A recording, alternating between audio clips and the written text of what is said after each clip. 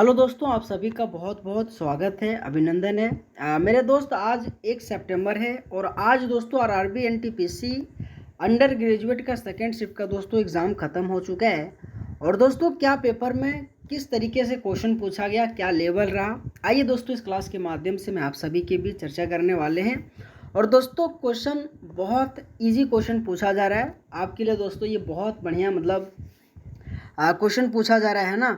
तो पहला क्वेश्चन अगर मैं बात करूं दोस्तों कि हेनले पासपोर्ट इंडेक्स 2025 में शीर्ष स्थान किस देश को मिला है। आपके एग्जाम में दोस्तों ये क्वेश्चन पुनः रिपीट किया गया है ना। और हमेशा दोस्त आपके एग्जाम में इंडेक्स से संबंधित ये क्वेश्चन पूछा जा रहा है। तो अगर मैं इस क्वेश्चन का आंसर की बात करूं तो सिंगापुर आ जाएगा, जो आप सभी को याद रखनी है। लेकिन दोस्तों इस क्वेश्चन के माध्यम से इम्पॉर्टेंट जितने भी सूचकांक है और भारत का रैंक कितना रहा, ये दोस्तों मैं रिवीजन कराने वाला हूँ आपके एग्जाम में। दोस्त ये सभी के सभी क्वेश्चन पूछ चुका है ना। अगला अगर मैं बात करूं कि मानव विकास सूचकांक, अगर मैं बात करूं 2025 में तो भारत का 130वां स्थान रहा था। अगर मैं इसी के साथ अगर मैं ग्लोबल फायर पावर की बात करूं साथीगण तो भारत का चौथा स्थान रहा था। इसी के साथ अगर मैं हैंडले पासपोर्ट इंडेक्स की बात करूं साथीगण तो भारत का 77वां स्थान रहा। इसी के साथ अगर मैं वैश्विक शांति सूचकांक की बात करूं तो 2025 में भारत का 115वां स्थान रहा। अगर मैं वर्ल्ड हैप्पीनेस रिपोर्ट की बात करूं दोस्तों तो भारत 118 स्थान पे रहा।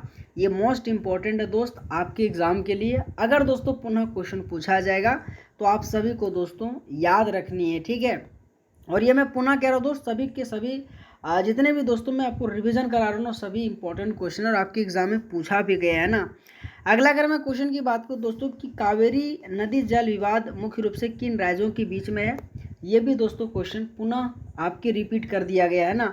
आपके इसी 2025 अंडर ग्रेजुएट एग्जाम एनटीपीसी में पूछा गया था। और दोस्तों आज के सेकेंड शिफ्ट में दोस्तों पुनः ये क्वेश्चन देखने को मिला है ना। तो कर्नाटका और तमिलनाडु इस क्वेश्चन का दोस्त राइट आंसर आ जाएगा, जो आप सभी को याद रखनी है।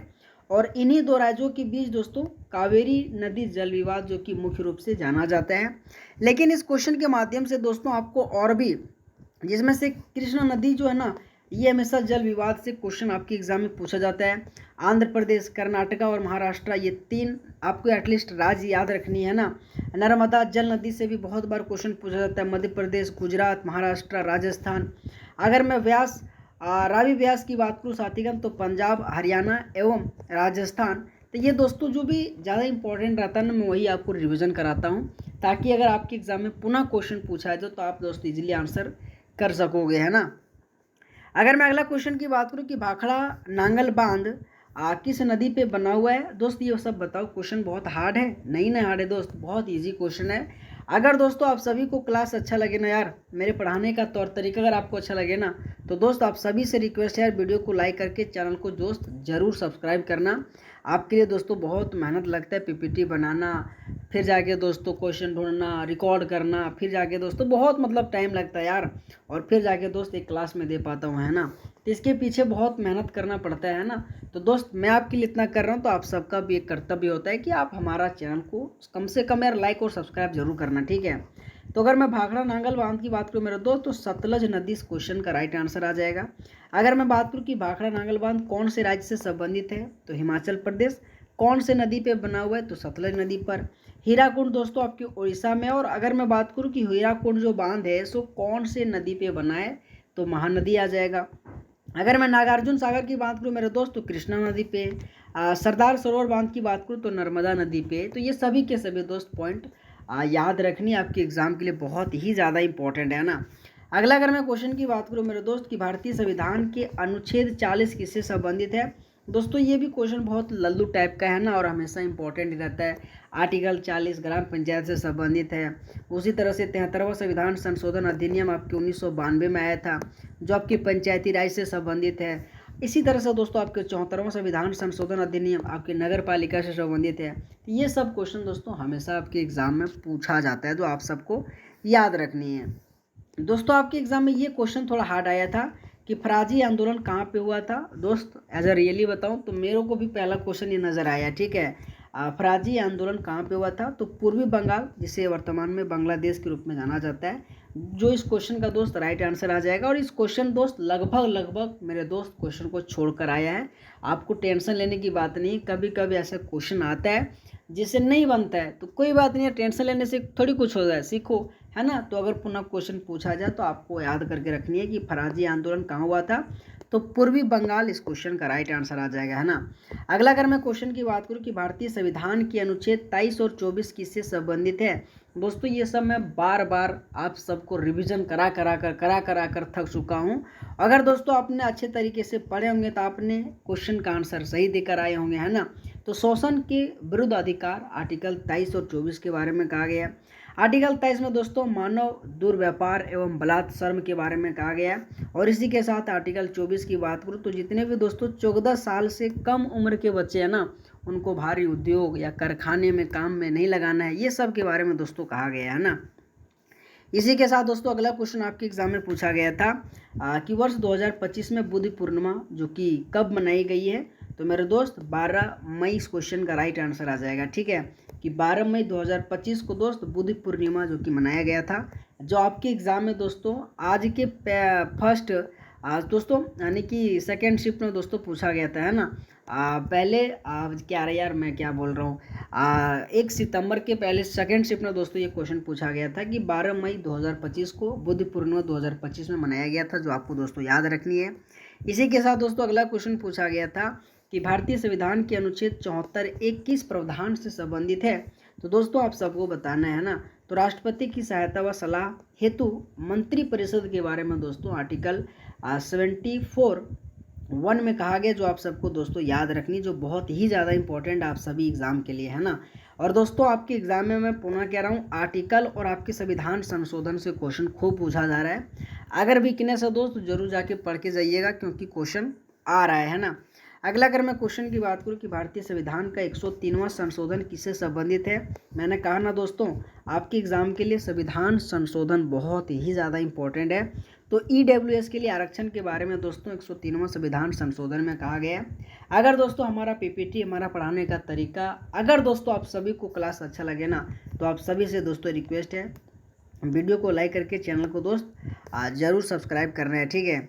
इसी के साथ दोस्तों अगला क्वेश्चन है कि गंगोत्री हिमनद के गौमुख से कौन सी नदी निकलती है, दोस्तों ये क्वेश्चन आपने बार बार पढ़ा होगा, है ना।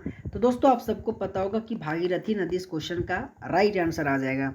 गंगोत्री हिमनद के गौमुख से कौन सी नदी निकलती है, तो भागीरथी नदी इस क्वेश्चन का राइट आंसर आ जाएगा, जो आप सबको दोस्तों याद रखनी है। आपके नदी, बांध, झील, आर्टिकल, संविधान संशोधन, इंडेक्स, वर्तमान में कौन क्या पुरस्कार एवं सम्मान, ये सभी के सभी दोस्त इंपॉर्टेंट टॉपिक है, आप सबको याद रखनी है ना। अगला अगर मैं क्वेश्चन की बात करूँ कि वेम्बनाड झील कहाँ पे स्थित है, दोस्तों ये सभी के सभी क्वेश्चन आपके एग्ज़ाम ओरिएंटेड है, आपके एग्ज़ाम का पूछा गया क्वेश्चन है। और मैं हर एक छात्र से उम्मीद करता हूँ इस तरीके से आपके एग्ज़ाम में क्वेश्चन पूछा जा रहा है, जो आप सबको दोस्तों अच्छे तरीके से पढ़ के जाना है। अगर कमियाँ हैं तो अभी भी आपके पास टाइम है, सुधार लो, है ना। अच्छा, अगर मैं कहूँ कि वेम्बनाड जो झील है ना, तो भारत का सबसे लंबी झील के रूप में जाना जाता है, जो केरल में जो कि स्थित है ना। अगला अगर मैं क्वेश्चन की बात करूँ कि 2025 में पद्म विभूषण मरणोपरांत से किस नृत्यांगना को सम्मानित किया गया था, मोस्ट इम्पोर्टेंट क्वेश्चन है। कुमुदिन लखिया, बार बार हमेशा आप सबने दोस्तों पढ़ा होगा कि कुमुदिन लखिया कौन से नृत्यांगना से संबंधित है, तो दोस्तों आप सभी को पता होगा कथक से संबंधित है। और इन्हीं को दोस्तों 2025 में मरणोपरांत पद्म विभूषण से सम्मानित किया गया था। मोस्ट इम्पोर्टेंट है आपके एग्जाम के लिए, जो पुनः क्वेश्चन पूछा जा सकता है ना। अगला क्वेश्चन है कि भारत में बेरोजगारी सर्वेक्षण कौन करता है, साथीगण ये सभी के सभी बहुत ही इंपॉर्टेंट क्वेश्चन है।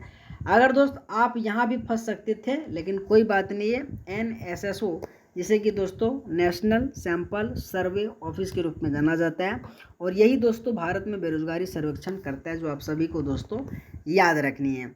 अगला अगर मैं क्वेश्चन की बात करूँ दोस्तों कि मुगल साम्राज्य का अंतिम शक्तिशाली सम्राट कौन था और मुगल साम्राज्य का अंतिम बादशाह कौन था, ये दोनों में से दोस्तों क्या क्वेश्चन था, मैं आप अभी छात्र से रिक्वेस्ट करता हूँ कमेंट करनी है, ठीक है। अगर अंतिम शक्तिशाली सम्राट की बात करूँ तो औरंगजेब आ जाएगा, और अगर मैं अंतिम बादशाह की बात करूँ तो बहादुर शाह जफर आ जाएगा। आप सबको दोस्तों बतानी है कि आपके एग्ज़ाम में कौन सा क्वेश्चन पूछा गया था, मैं आप सभी से उम्मीद रखता हूँ, ठीक है।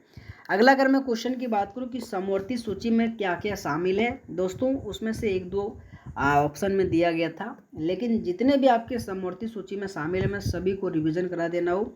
शिक्षा, वन परिवार नियोजन, विवाह, उत्तराधिकारी, वन्यजीव सुरक्षा, आपराधिक कानून आ जाएगा इसी के साथ, औद्योगिक और श्रम विवाद, ये सभी के सभी समवर्ती सूची के हिस्सा में आता है। अगर मैं पूछूं कि समवर्ती सूची कौन से देश के संविधान से लाया गया, तो ऑस्ट्रेलिया के संविधान से लाया गया। तो ये सभी के सभी दोस्त पॉइंट याद रखनी है, ठीक है। अगला क्वेश्चन दोस्त कि छेड़छाड़ के खिलाफ दिल्ली पुलिस ने कौन सा दास्ता शुरू किया गया, जिसमें से शिष्टाचार अभियान बहुत ही ज़्यादा इंपॉर्टेंट है। जैसे कि दोस्तों मैया सम्मान योजना आपके झारखंड से लॉन्च किया गया था, फिर जाके दोस्तों दिल्ली से आपकी शिष्टाचार योजना। तो कहीं ना कहीं ये सभी के सभी योजना दोस्तों भी पढ़ के जाना है। मतलब करंट अफेयर आपके एग्जाम में 7 से 8 क्वेश्चन पूछा जा रहा है। अगर दोस्त आप करंट अफेयर नहीं पढ़ के जा रहे हैं तो आपने आपको दोस्तों बहुत धोखा दे रहे हैं, ये तो अपने आप को ही पता होगा, है ना। अगला क्वेश्चन 2025 बाफ्टा फिल्म अवार्ड्स में यानी कि सर्वश्रेष्ठ अभिनेत्री का पुरस्कार किसे मिला और किस फिल्म के लिए मिला था, जिसमें से दोस्तों मिकी मेडिसन इस क्वेश्चन का राइट आंसर आ जाएगा। और दोस्तों एनोरा इस क्वेश्चन का दोस्त आंसर आ जाएगा, ठीक है, कि मिकी मेडिन जो एक व्यक्ति है उन्हीं को दोस्तों सर्वश्रेष्ठ अभिनेत्री का पुरस्कार मिला था। और एनोरा फिल्म के लिए दोस्तों ये बाफ्टा 2025 फिल्म अवार्ड से सम्मानित किया गया था। तो आप सभी को दोस्तों याद रखनी है। अगर दोस्तों आप सभी को क्लास अच्छा लगा होगा, कम समय में ये जानकारी जो मैंने आपको दिया हूँ इनके लिए दोस्तों आप सभी को कुछ नहीं करना, वीडियो को लाइक करके और चैनल को दोस्त जरूर सब्सक्राइब करना। एक क्लास कराने के पीछे दोस्त बहुत मेहनत रहता है, आप सभी को दोस्तों भली भांति पता होगा। क्योंकि दोस्त एज अ टीचर होने के नाते पीपीटी बनाने से लेकर, क्वेश्चन ढूंढने से लेकर, दोस्तों रिकॉर्ड करने से लेकर, डिस्क्रिप्शन लगाने से लेकर, थंबनेल बनाने से लेकर दोस्त सारा का सारा काम, पूरा हैंडल काम करना दोस्त एक ही इंसान को करना पड़ता है। और खुद इतना करता हूँ तब जाके दोस्त मैं एक क्लास आपको दे पाता हूँ, है ना। तो इसके लिए दोस्तों इतना अगर मैं आपके लिए समर्पण करता हूँ यार, तो आप सबका भी एक समर्पण हमारे लिए होना चाहिए, ठीक है।